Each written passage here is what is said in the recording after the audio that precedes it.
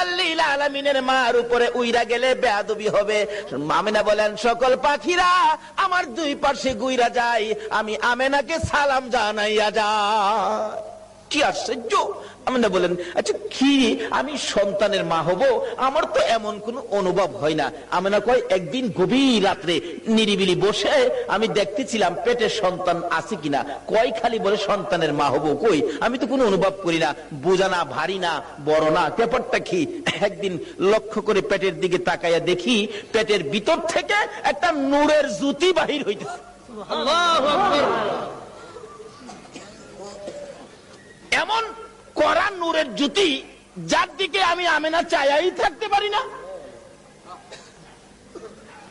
তখন থেকে মা আমেনা টেনশন করতেছেন, কবে জানি সন্তান ভূমিষ্ঠ হয়, কবে জানি সন্তান আসে, কবে জানি আমার সন্তান দুনিয়ার তার শিবানে।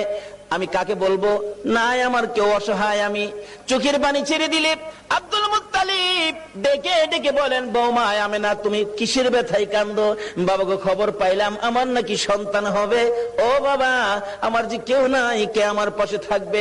সঙ্গে সঙ্গে আব্দুল মুত্তালিব নিজের দাসী উম্মে আইমানকে পাঠাইয়া দিলেন, আমেনার সাথে সাথে থাকো। আবু লাহাবের দাসী সুয়াই